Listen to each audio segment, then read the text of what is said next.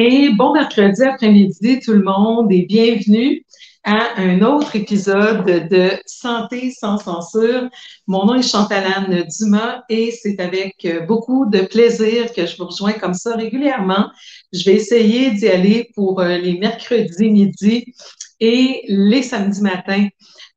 J'essaie depuis quelques mois de trouver le meilleur horaire entre les shows des autres blogueurs, entre mes péripéties de vie ici en République dominicaine. Il y a eu un petit peu d'irrégularité, mais l'important, c'est que je vous retrouve régulièrement, même si c'est pas toujours dans des temps fixes.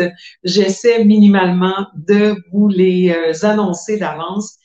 Et donc, je vais vous partager de l'information entourant la santé globale sur vraiment toutes sortes de sujets, mais qui vous permettent de faire des choix éclairés en ce qui a trait à votre santé, qui vous permettent aussi d'acquérir une certaine autonomie, que ce soit à travers les santé sans censure, les différents programmes que j'offre et également les consultations individuelles. Mon but, c'est toujours de vous présenter de l'information de manière critique, scientifique et évidemment sans censure. À cet effet, vous savez que mes émissions sont toujours documentées, mais je ne peux plus inclure les liens dans l'entête parce que ça alourdit beaucoup les partages et ça me rend aussi la cible, évidemment, de l'intelligence artificielle qui vise toujours à censurer de plus en plus, toujours plus notre information. Et le moyen que j'ai trouvé pour pallier à ça, mais de quand même vous fournir mes sources de référence, c'est à travers un membership que je suis encore en train de mettre en place, qui devait être prêt au début janvier parce que je voulais que les gens puissent l'offrir pour Noël.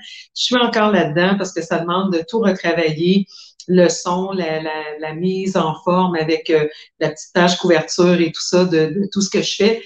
Et j'en ai profité pour refondre mon site Internet. Donc, ça prend le temps que ça prend, mais quand ça va être fonctionnel, ça va être vraiment génial parce que vous allez retrouver non seulement toutes les émissions au même endroit, mais aussi tous les documents sous format PDF avec mes liens de recherche. Donc, si vous voulez aller valider une information, si vous voulez partager de l'information avec vos médecins ou autres professionnels de la santé, eh bien, vous allez arriver outillés. Je vous ai mis dans l'entête cette fois toute l'information par rapport au temps à l'adhésion à mon membership. C'est tout simplement mon courriel info@naturopathe.ca. Mot de passe naturopathie, s'il vous plaît. Inventez-moi pas des histoires du nom de votre chat et tout ça parce que je reçois beaucoup de messages. Comme vous vous en doutez, à un moment donné, je me perds. Donc, membership de 50 pour l'année. Éventuellement, quand ça sera automatisé, ça sera sur une base mensuelle, mais pour l'instant, c'est pour un an et ça sera de la date effective du début du membership. Donc, si j'y arrive le 1er avril, ça sera du 1er avril au 1er avril. Et évidemment, vous allez pouvoir télécharger les émissions, les documents et tout ça. Il y a beaucoup d'autres avantages réservés à mes membres, comme l'achat des produits, des suppléments à 10 de rabais, des événements privés pour les membres, dont un webinaire par mois, une rencontre par mois aussi de groupe. Là, évidemment, ce pas des consultations individuelles, mais du temps où vous allez être en ma compagnie à caméra ouverte. D'abord, pour qu'on se crée une belle communauté d'éveillés de la résistance qui voulons être autonomes en santé, qui vous permettra de créer des liens entre vous aussi, mais aussi de m'adresser vos questions directement. Évidemment, tout en tenant en ligne de compte que je ne peux pas faire de consultation ou de recommandation hors du contexte de naturopathie, c'est-à-dire d'une vraie consultation, autant pour votre protection que la mienne, mais des questions d'ordre général, ça, je peux absolument les adresser en groupe.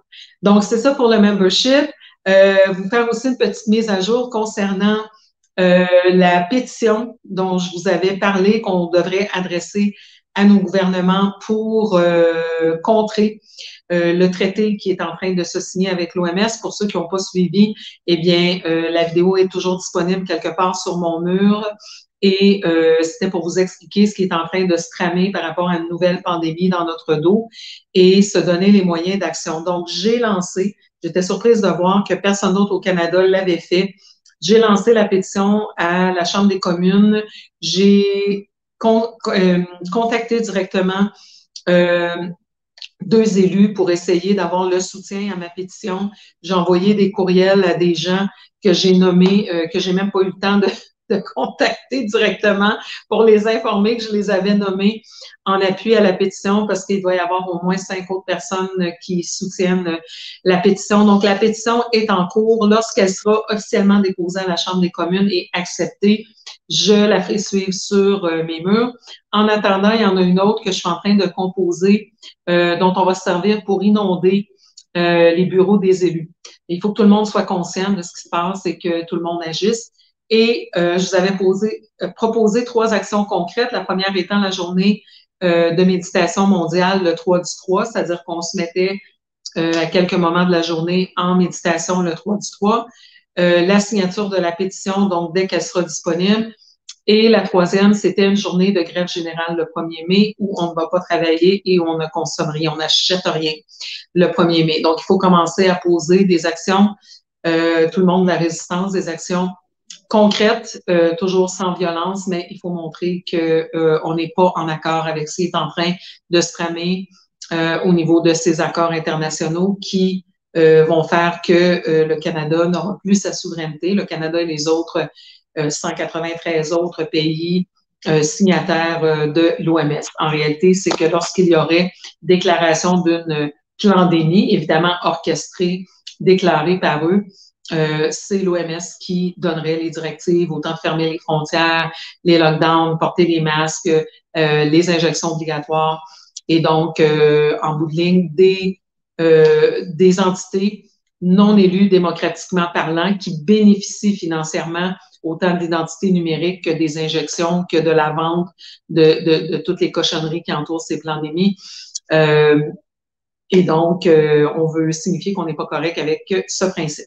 Alors, cet étant dit, on va passer à notre sujet du jour. Aujourd'hui, je vais vous parler des mensonges et des vérités entourant les hormones et ça va frapper fort. Je vous parle d'hormones aujourd'hui, c'est loin d'être la dernière fois. Je vais essayer de garder mes lives à 1 heure parce que sinon, c'est plus lourd. Donc, je vais vous en faire plusieurs au sujet des hormones. Mais aujourd'hui, on va déjà faire une espèce d'intro 101 aux hormones et surtout vous alerter sur tous les mensonges qui entourent les hormones. Et je le fais aujourd'hui spécifiquement parce que samedi matin, samedi le 18, à 9 h le matin, je débute une 4e cohorte sur la santé hormonale. C'est un programme en 6 modules qui s'intitule Gérer vos hormones naturellement, où je vais aller beaucoup plus loin par rapport à ce dont je vais vous parler aujourd'hui. Je prends juste des petits groupes de maximum 20 femmes. Il me reste encore quelques places pour cette cohorte. Et c'est un petit peu comme faire du coaching one-on-one avec moi, mais c'est plus économique parce que ça se fait en groupe. Donc, je vous donne 6 modules. On couvre l'alimentation, on décortique le cycle hormonal, pourquoi les tests conventionnels, c'est pas bon, l'importance du stress, les bons suppléments pour les hormones. Bref, on fait vraiment le tour de la question. Et on ouvre les micros, donc vous me posez directement vos questions et je peux vous accompagner comme ça durant les 6 semaines. On apprend aussi beaucoup au contact des autres femmes qui vivent des situations similaires et on parle autant de déséquilibre hormonal de l'adolescence que de la périménopause, que du postpartum, que de la ménopause comme telle. Donc, ça s'adresse vraiment à toutes les femmes qui veulent prendre leur santé hormonale en main. Donc, les liens d'inscription sont sur mes murs Facebook si ça vous concerne. Alors, aujourd'hui, on aborde déjà la question des hormones. On va parler un petit peu plus spécifiquement de la ménopause aujourd'hui, mais quand même, on va y aller de manière globale. Alors, la ménopause, en réalité, on parle de cette période où il y a un arrêt complet des règles pendant une période d'1 an. C'est ça la définition clinique de la ménopause. Donc, d'un point de vue des tests médicaux, on peut vérifier que des hormones comme la FSH et la LH sont augmentées parce que lorsque nos ovaires diminuent leur production ovarienne, il y a ce qu'on appelle une rétroaction négative, donc la chute hormonale envoie une espèce de cri d'alarme à notre cerveau pour dire il faut relancer la production hormonale. Donc, les hormones sont produites, oui, en grande partie dans nos ovaires, mais sous l'impulsion de notre cerveau. Donc, on a des glandes comme l'hypothalamus qui vont envoyer un message hormonal via FSH-LH à l'hypophyse. L'hypophyse va dire ensuite à nos ovaires de produire plus d'hormones. Et évidemment, quand on est rendu à la périménopause, à la ménopause, ce message devient un petit peu plus obscur. Nos ovaires répondent moins au message et donc il y a une chute progressive de la production, particulièrement d'estrogène, par nos ovaires. Ceci étant dit, on a beaucoup médicalisé la ménopause dans la société nord-américaine particulièrement, mais en Occident de manière générale, depuis une cinquantaine d'années, parce qu'évidemment, on offre un traitement médical pour pallier à cette chute hormonale. OK? Donc, ce sont les hormones de remplacement, l'hormonothérapie, qui est en grande partie faite à partir d'hormones de juments enceintes. Donc, vous avez sûrement déjà vu les hormones que votre maman prenait, qui s'appellent le Premarin. Premarin pour mares, qui sont des juments enceintes. Donc, quand vous parlez d'hormones naturelles à votre médecin, il peut vous dire, oui, oui, c'est naturel. Ben oui, ça vient de juments enceintes. C'est naturel. Est-ce que c'est naturel pour des femmes ménopausées de consommer des hormones de jument enceinte modifiées en laboratoire? Peut-être pas tant que ça. Tu sais. Donc, ces fameuses hormones que pratiquement toutes les femmes prenaient, et beaucoup de femmes en prennent encore, à l'arrivée de la ménopause, comportent évidemment un paquet d'effets secondaires, mais on nous vantait les mérites de ces hormones, non seulement pour réduire les bouffées de chaleur, mais aussi pour prévenir des maladies graves, dont les maladies cardiovasculaires et l'ostéoporose. Alors, c'est un petit peu ça que je vais démystifier aujourd'hui avec vous, pour vous montrer que non seulement c'est pas nécessairement vrai, mais qu'il y a énormément d'effets secondaires rattachés à ces hormones et quelles pourraient être des alternatives naturelles. Évidemment, on n'est pas dans un contexte de consultation. Chaque cas est différent. Il y a des cas qui nécessitent un suivi médical et dans certains cas, les suppléments dont je vais vous parler pourraient avoir des interactions. Donc, c'est pas une consultation, c'est vraiment dans le but de vous éduquer de manière globale sur ce qui est vrai, sur ce qui est pas vrai et quelles seraient des alternatives potentielles. Donc, ménopause, âge moyen, 51 ans. On a dit qu'évidemment, c'est une chute de la production ovarienne c'est-à-dire d'estrogène par nos ovaires et donc l'arrêt du cycle reproducteur comme tel. Donc, on continue à avoir une certaine quantité d'hormones parce que d'autres tissus dans notre corps, dans notre cerveau, dont des cellules adipeuses, dont nos glandes surrénales, très grande proportion de nos hormones sont fabriquées par nos glandes surrénales, continuent d'être produites. L'ennui qu'on a beaucoup à l'heure actuelle, c'est que nos glandes surrénales sont les glandes d'adaptation au stress. Les glandes surrénales fabriquent des hormones comme l'adrénaline, comme le cortisol. Le cortisol, c'est une hormone qu'on produit sous l'état du stress, mais aussi qui est produite pour contrer l'inflammation dans notre corps. Alors aujourd'hui, avec le taux de stress auquel on est exposé régulièrement, mais aussi le taux d'inflammation dans notre corps, parce que toutes sortes de substances, comme par exemple le gluten, qui produisent beaucoup d'inflammation dans notre corps. Le déséquilibre dans les bons gras et les mauvais gras, ou trop d'oméga 6 versus les oméga 3, sont des facteurs qui vont favoriser l'inflammation. L'exposition à différentes toxines, donc des matières en provenant de l'environnement, mais aussi les propres radicaux libres que notre corps produit, vont irriter les cellules, vont avoir un effet d'inflammation. Donc, on a beaucoup de cet aspect inflammatoire dans notre corps et donc le corps va constamment produire du cortisol, qui est la substance originale qui a servi d'inspiration aux chimistes qui ont créé la cortisone. Le médicament, la cortisone, est en fait une copie du cortisol faite en laboratoire pour pouvoir mettre un brevet dessus. Mais donc, c'est important de réduire l'inflammation dans notre corps et évidemment nos sources d'exposition au stress. On vient de finir le programme Gérer votre stress naturellement. Il y aura un repeat, évidemment. Mais donc, pour conserver, en fait, les précurseurs de ces hormones que sont le cholestérol. Je vous ai déjà fait une émission sur l'arnaque du cholestérol. Le cholestérol, c'est absolument nécessaire dans notre corps parce que une des fonctions du cholestérol, c'est de servir de matière brute à la production de nos hormones sexuelles, nos hormones stéroïdiennes, que sont les estrogènes, la progestérone et la testostérone. Donc, si on bloque la production du cholestérol avec des médicaments comme les statines, eh bien évidemment, ça va avoir un impact sur notre capacité à produire nos propres hormones. Ça va avoir un effet délétère, en fait, sur notre production hormonale. Alors, naturellement, en allant vers la ménopause, il y a une augmentation de la production de nos hormones sexuelles, estrogène, progestérone, testostérone, par nos glandes surrénales, parce qu'il y a une diminution au niveau de nos ovaires. L'ennui, c'est que lorsque nos surrénales sont complètement à plat, parce que ça fait des mois, des années qu'on vit un stress chronique, qu'on manque de matière première, qui est le cholestérol, parce qu'on produit toujours trop d'hormones de stress, ou encore pire, qu'on bloque la production du cholestérol avec des médicaments comme les statines, eh bien, on va aller vers une chute progressive de nos hormones qui va se manifester notamment par les fameuses bouffées de chaleur, mais aussi par une augmentation des troubles musculo-squelettiques qui peuvent évoluer vers l'ostéoporose. Et il y a aussi une augmentation des maladies cardiovasculaires.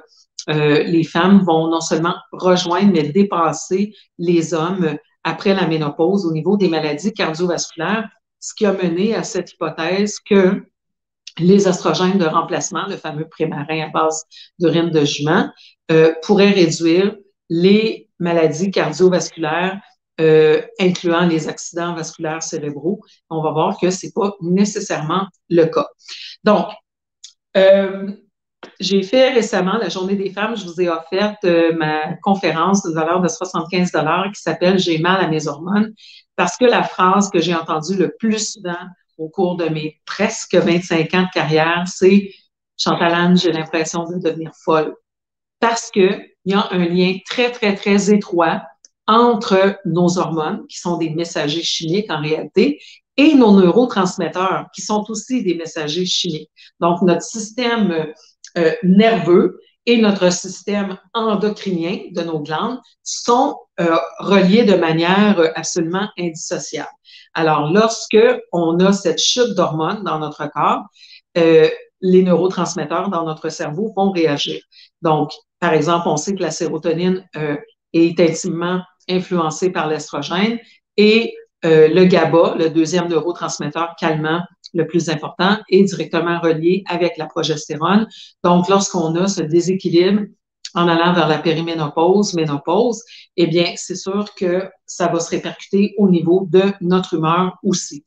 Je présente dans cette conférence-là une diapositive où on voit que le déséquilibre hormonal durant cette grande période qu'on appelle la périménopause, la périménopause, en réalité, ça commence dès l'âge de 30 ans pour certaines femmes. Il y a des mois où on n'aura pas d'ovulation. On va avoir eu quand même une menstruation la plupart du temps, mais on peut ne pas avoir eu d'ovulation.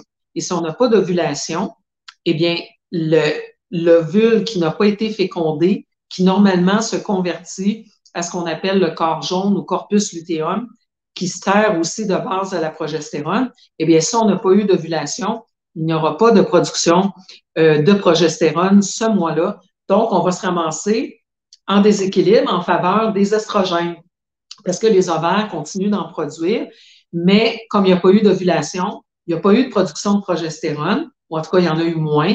Et donc, même si notre taux d'estrogène diminue parce qu'on avance en âge, celui de la progestérone a diminué de manière encore plus drastique parce que ce mois-là, on n'a pas eu d'ovulation. L'autre facteur qui ajoute à l'injure, c'est que dans notre environnement, on est exposé à un paquet de matières, de matériaux qui ont des structures très semblables aux hormones, aux estrogènes, qu'on appelle des xénostrogènes ou des estrogènes provenant de l'extérieur, des estrogènes étrangers. Et ces xénostrogènes, qui proviennent, par exemple, des matières plastiques, des pesticides, de plein de trucs auxquels on est exposé quotidiennement, eh bien, ces molécules qui ont l'apparence des estrogènes en forme moléculaire peuvent aller s'insérer au niveau des récepteurs estrogéniques et déclencher une action estrogénique. Donc, en plus qu'on n'a pas eu d'ovulation et donc de production de progestérone, qu'on a eu quand même un peu de production d'estrogène, eh bien, on est bombardé de ces estrogènes provenant de l'environnement, dans certains cas provenant de l'alimentation aussi, par exemple de l'alimentation bovine. On sait que des estrogènes sont administrés aux animaux pour les faire croître plus rapidement. Et donc, ça se retrouve dans notre alimentation. Alors, on se ramasse en déséquilibre en faveur des estrogènes, ce qui n'est pas nécessairement une bonne affaire parce que les estrogènes ont une action proliférative, c'est-à-dire qu'elles vont faire que nos cellules vont se répliquer rapidement et on a des récepteurs pour nos estrogènes dans nos seins, dans nos ovaires, dans notre utérus, aussi dans notre cerveau. Donc, ça peut mener vers des maladies estrogénodépendantes comme certains cancers. Alors, c'est pas une bonne idée d'être exposé à tous ces facteurs. C'est pour ça qu'on vous parle régulièrement d'alimentation biologique, qu'on vous parle de faire des cures de détox. C'est tout ça pour supporter les mécanismes naturels de détoxification du corps pour éliminer ces facteurs dans notre environnement qui perturbent notre cycle hormonal. Donc, on a deux hormones principales, nous les femmes, que sont les estrogènes, qui sont une grande famille, et la progestérone, et un tout petit peu de testostérone. Donc, premier mythe, c'est qu'on parle souvent de l'estrogène comme étant une hormone et la progestérone étant une autre hormone. Mais les estrogènes sont en réalité une grande famille d'hormones. Et la forme moléculaire varie constamment parce que le corps est toujours en processus de biotransformation pour neutraliser les hormones et les éliminer parce qu'on le dit, les estrogènes peuvent avoir une action prolifératrice. Donc, c'est très important d'avoir un bon taux d'estrogène, mais comme on est bombardé d'estrogènes et que des fois, notre capacité à les neutraliser correctement via notre foie parce qu'on manque des bonnes substances comme le complexe B, comme le magnésium, comme les molécules soufrées qu'on retrouve dans les crucifères comme le brocoli, le chou de Bruxelles et tout ça, eh bien, si on n'a pas les bonnes substances pour supporter le métabolisme des hormones dans notre foie, les estrogènes vont s'accumuler aussi en excès, en plus qu'on en reçoit de l'environnement. Et donc, va favoriser ce déséquilibre en faveur des estrogènes. Alors, le premier mythe, c'est qu'on parle d'estrogène comme étant une hormone, mais c'est une famille d'hormones qui est constamment en transformation. Les trois principaux types d'estrogènes sont l'estradiol, qui est celui qui, en quantité, est le plus important durant notre vie reproductive et le plus puissant. Donc, c'est celui qui peut avoir des effets négatifs. On a l'estrone et on a l'estriol. L'estriol, c'est le plus faible et donc, on considère qu'il a un effet protecteur parce que lorsque l'estriol s'attache au site récepteur de nos cellules, il empêche que l'estradiol vienne se fixer. Donc, l'estradiol qui est beaucoup plus puissant, quand on a plus d'estriol, l'estradiol ne peut pas venir se fixer. Un autre facteur de protection, c'est les phytoestrogènes. Donc, les phytoestrogènes, vous savez, ce sont les hormones des plantes. Les plantes fabriquent des hormones pour leur propre équilibre. Et des plantes comme par exemple l'actéagrafe noire, le trèfle rouge, le houblon, il y en a tout plein qui produisent des quantités intéressantes d'hormones de plantes qu'on appelle des phytoestrogènes. Donc, les phytoestrogènes ont une structure semblable à l'estriol, donc elles vont avoir un effet protecteur parce qu'elles vont venir se fixer au niveau du site récepteur et empêcher à ce moment-là que l'estradiol vienne stimuler ces sites récepteurs avec l'effet prolifératif qu'on ne veut pas nécessairement. Alors, il y a trois sortes donc principaux d'estrogènes, mais quand on fait des tests chez le médecin, et ça, la partie test, c'est très important de comprendre parce qu'encore là, c'est très mal compris même du milieu médical conventionnel. Donc, parmi toutes les formes d'estrogènes qu'on pourrait tester, et parmi les trois plus importantes, en général, le médecin va tester seulement l'estradiol. Donc, déjà, on ne sait pas ce qui se passe au niveau des autres. Et le test sanguin est une façon très inefficace de tester nos hormones parce que les hormones stéroïdiennes, estrogène, progestérone, testostérone, sont des substances liposolubles.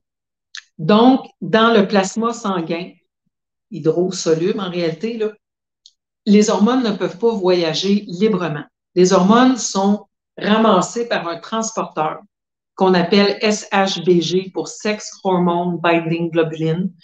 Et c'est le Sex Hormone Binding Globulin qui va servir de transporteur pour nos hormones. parce que les hormones, elles vont aller agir au niveau des sites récepteurs et non pas au niveau sanguin. Donc, quand on teste au niveau du sang les hormones, la seule portion qu'on voit, c'est 2,21 de l'estradiol qui est libre et donc biologiquement actif. 2,21 Donc, ça ne peut pas nous donner un tabou clinique. C'est pour ça que la définition, par exemple, de la ménopause, c'est lorsqu'on a 1 an sans menstruation. On ne peut pas vous donner un taux d'estrogène en bas duquel vous êtes officiellement à la ménopause parce que on sait qu'au niveau du plasma sanguin, c'est 2,21 de l'estradiol qui est testé. Donc, non seulement on teste juste une sorte d'hormone, mais c'est pas le bon médium pour les tester. Alors, qu'est-ce qu'on devrait faire? C'est tester via des tests salivaires ou encore via un test urinaire qui, le test va permettre d'aller vérifier tous les différents métabolites, donc les hormones en transformation. Et ça, ben, c'est des gens comme moi qui offrent ces tests-là, des médecins fonctionnels, des naturopathes formés en médecine fonctionnelle, mais en médecine conventionnelle, en général, les médecins n'offrent que la prise de sang. Donc, les femmes arrivent chez le médecin, elles ont attendu leur rendez-vous pendant 1 an, où elles payent des fortunes pour aller au privé, en espérant qu'elles vont avoir des réponses à leur impression de devenir folle. Et là, on leur dit, ben non, tout est normal dans tes hormones. Elles le sentent très bien dans leur corps que tout n'est pas normal, et surtout dans leur humeur. Mais parce que le test sanguin ne teste qu'en réalité 2,21 des hormones, eh bien, on ne trouve pas de réponse à ce niveau-là. L'autre problème avec le test sanguin, c'est que les écarts types, d'abord, on vérifie même pas où vous êtes dans votre cycle menstruel. On sait que la première phase du cycle, donc du jour 1 des menstruations jusqu'à l'ovulation au jour 14, c'est dominé par les oestrogènes. Et la deuxième phase du cycle, donc du jour 15 au jour 28 ou 30 ou 31, c'est dominé par la progestérone. Dans le meilleur des scénarios, évidemment, si on a eu une ovulation. Mais les tests conventionnels, en général, ne tiennent même pas compte d'où vous êtes dans votre cycle menstruel. Évidemment, si vous êtes plus menstrué, ça devient même pas pertinent, mais le problème, c'est qu'on teste pas quand et les écarts types sont beaucoup trop larges.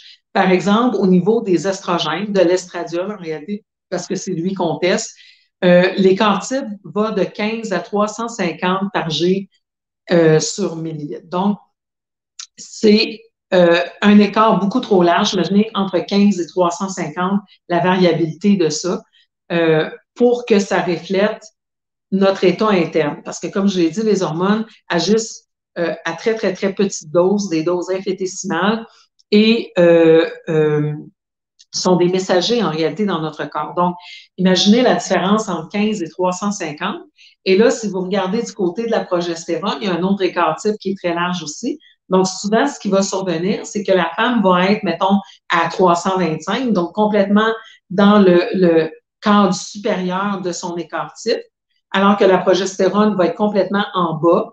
Donc, on va vous dire, oh oui, c'est normal parce que vous êtes encore dans la normalité de l'écart type, mais le ratio entre l'estrogène qui est au top et la progestérone qui est en bas de l'écart type, vous êtes quand même en état de déséquilibre important.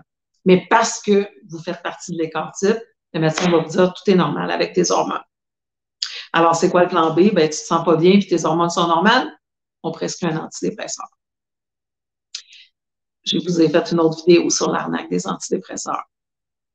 Alors, tout ça pour dire que le médium sanguin n'est pas une bonne façon pour évaluer les taux d'hormones et certainement pas pour déterminer la ménopause. Alors, on part en partant sur une base faussée parce qu'on n'a pas pu bien évaluer le taux d'hormones.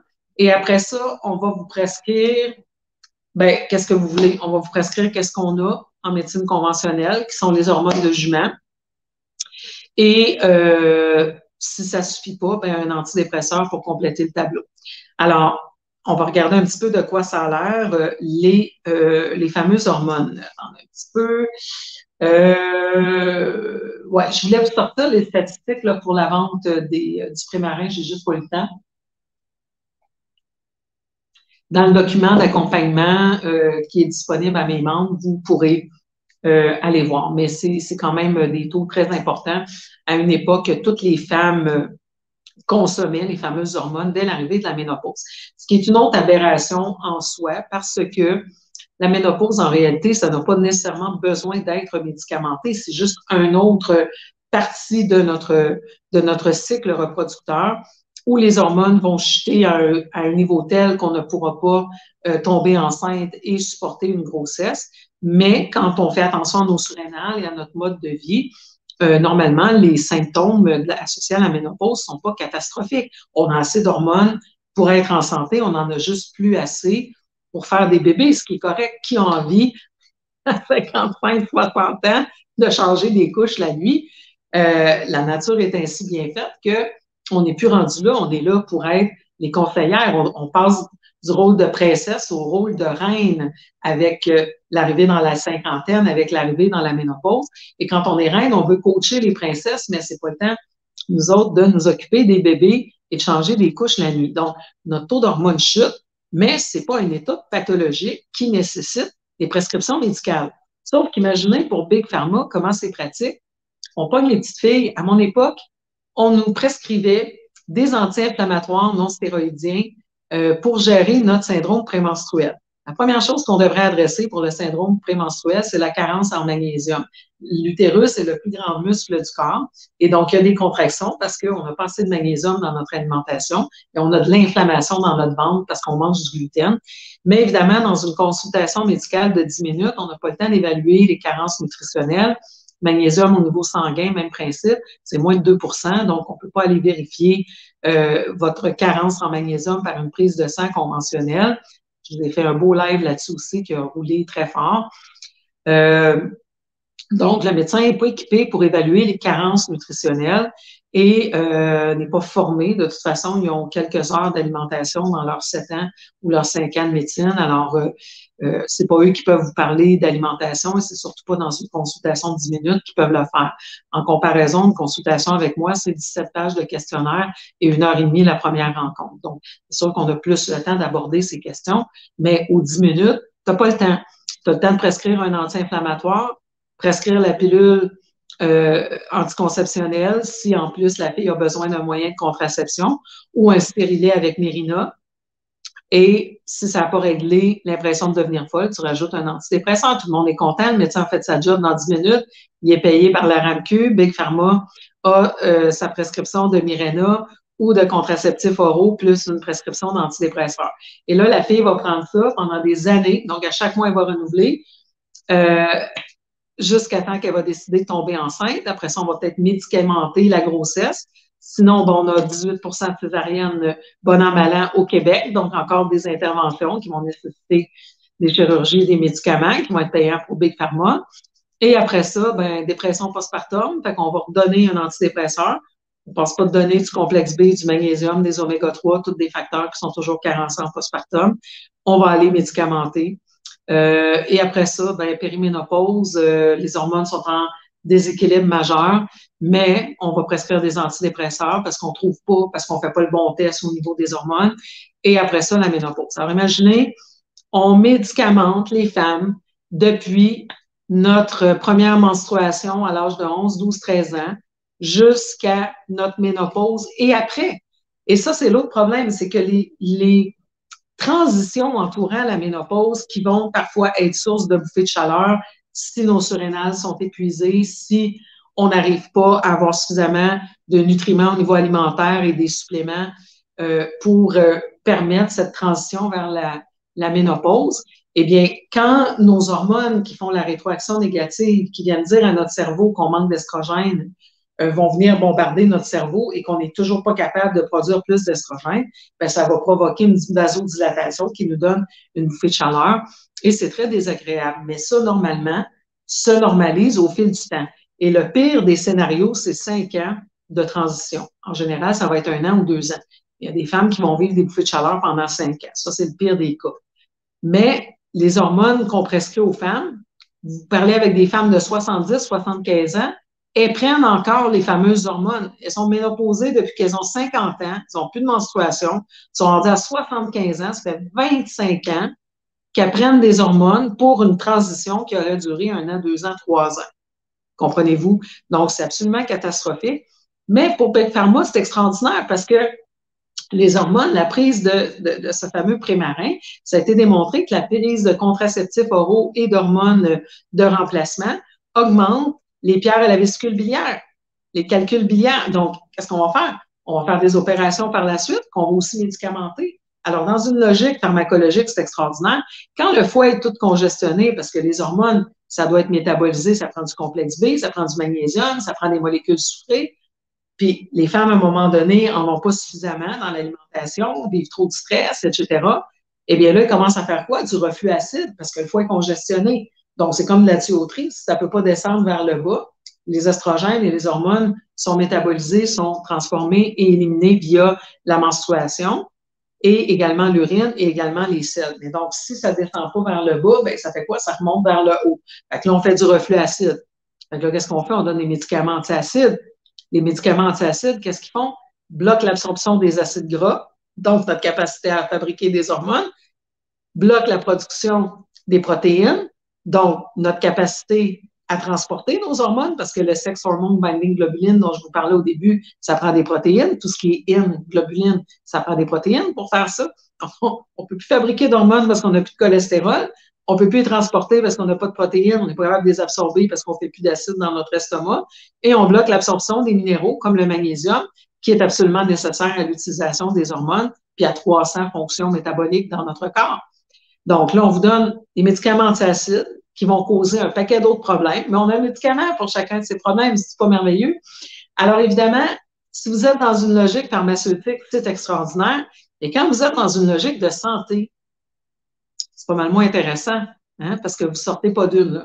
Vous prenez un médicament, vous êtes obligé d'en prendre un deuxième pour annuler l'effet secondaire de celui-là, et ainsi de suite, et ainsi de suite. Et c'est comme ça qu'on se ramasse avec une population canadienne avec une prise moyenne de 6 médicaments différents après l'âge de 65 ans, les fameuses dosettes que vous voyez en pharmacie, que les pharmaciens et les assistants en pharmacie fabriquent et mettent dans des sacs avec des petits supports pour notre population vieillissante au Québec. Alors, évidemment, on n'adresse pas les carences nutritionnelles, on n'adresse pas la gestion du stress, on n'adresse pas l'activité physique parce que ce sont des facteurs qui ne sont pas payants pour Big Pharma.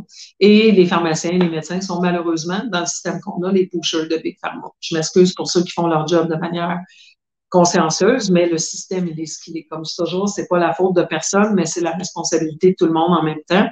Et le système qu'on connaît présentement est un système qui a été mis sur pied par Rockefeller, qui avait un monopole sur le pétrole et sur la production de médicaments qui sont pour la plupart à base de pétrole. Donc, c'est ça notre réalité.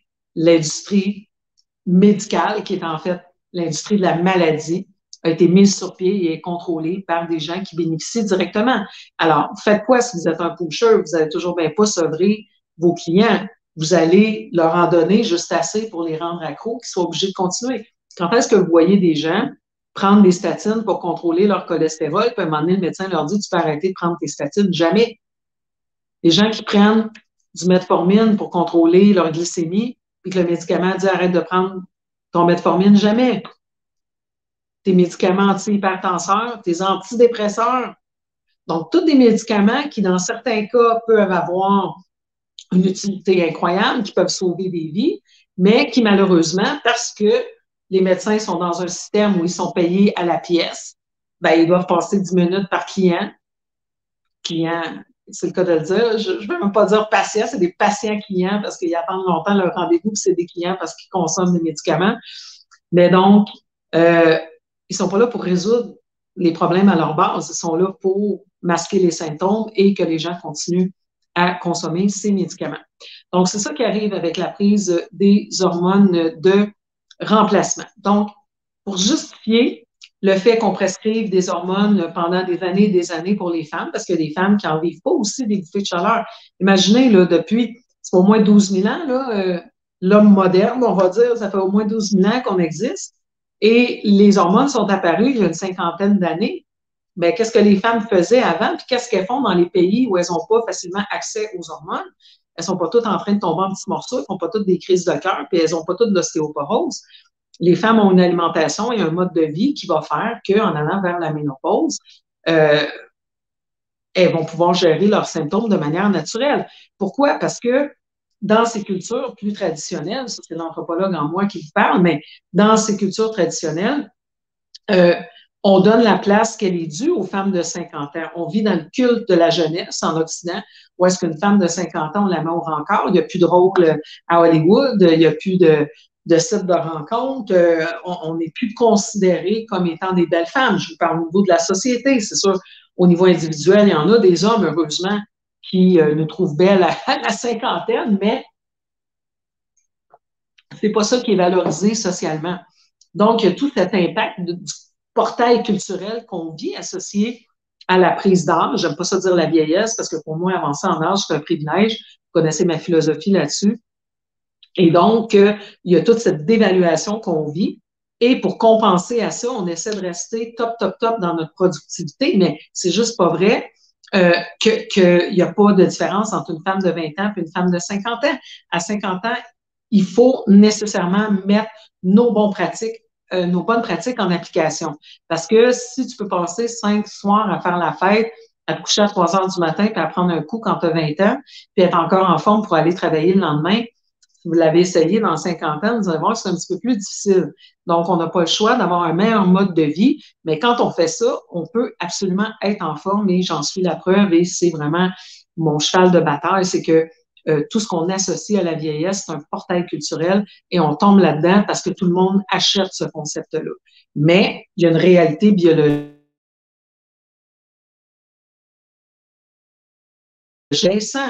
en allant vers la ménopause et suite à la ménopause. Le portail culturel ou le mensonge, c'est le fait que on pense que tous les symptômes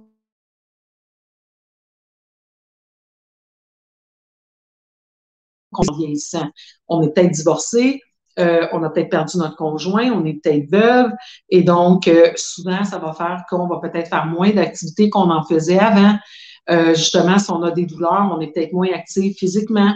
On est moins actif physiquement, on prend du poids, notre masse musculaire commence à s'effriter, etc., etc. Donc, c'est tout le mode de vie qui fait qu'on a des symptômes, mais c'est pas nécessairement juste la baisse hormonale. Et la preuve, c'est que dans plein de pays où ils prennent pas d'hormones, les femmes tombent pas en petits morceaux. Au Japon, le terme ménopause n'existe pas dans la langue japonaise. Donc, vous voyez comme quoi, nous, tu arrives à la ménopause, ça prend absolument des hormones. C'est pas vrai que ça prend absolument des hormones à la ménopause. Ça en prend si ton mode de vie ne te permet pas d'avoir un taux d'hormones suffisant pour te sentir bien. Et ça varie en fonction des femmes. Mais ce qui est important, c'est l'équilibre entre nos différentes hormones.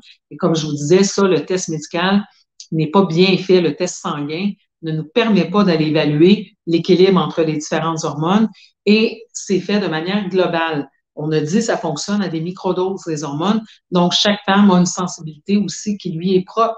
Comme l'alimentation. Tu sais, on a une prédisposition génétique, il y a des variations génétiques qu'on appelle des polymorphismes qui vont faire que certaines personnes ne transforment pas adéquatement certaines vitamines comme la vitamine D, comme la vitamine B, l'acide folique par exemple, mais la vitamine B12 aussi, la vitamine B6. Donc, si notre capacité à transformer certaines hormones est génétiquement programmée, mais notre réponse aussi à la quantité d'hormones est programmée génétiquement et plein de facteurs comme notre niveau de stress, comme l'exposition aux polluants environnementaux vont faire qu'on va répondre aussi de manière différente à ces différentes hormones. Alors, le test conventionnel, on ne peut pas se baser là-dessus. Il faut vraiment y aller avec des tests alternatifs ou encore la symptomatique. Déjà, quand on est un clinicien d'années d'expérience, comme je dis, moi, ça fait un quart de siècle que je travaille avec les femmes et les hormones, c'est sûr que en quelques minutes, j'ai une très bonne idée de ce qui se passe au niveau clinique. Je sais si la femme est en carence d'estrogène, de progestérone, des deux, de testostérone, d'après la symptomatique.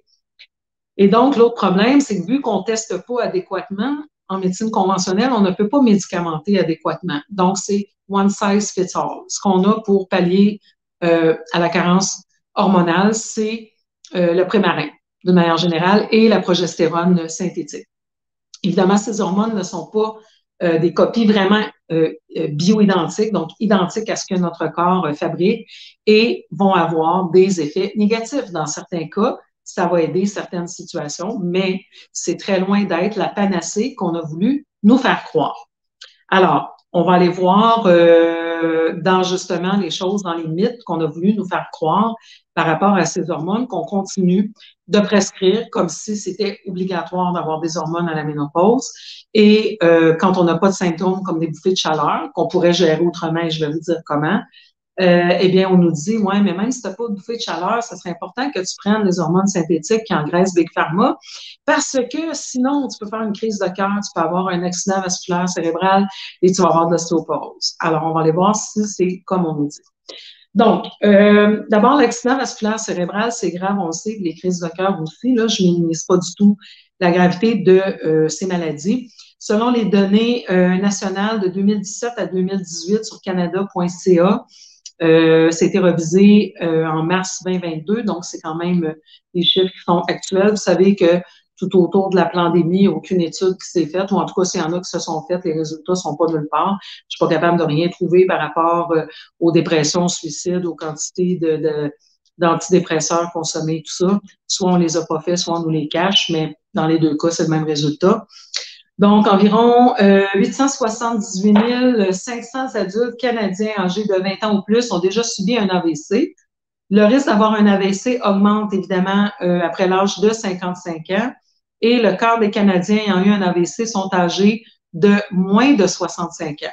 Donc, ça arrive quand même chez des personnes plus jeunes à cause de différents facteurs comme le stress, comme les carences nutritionnelles, mais puis les prédispositions génétiques, mais en général, c'est surtout après 55 ans.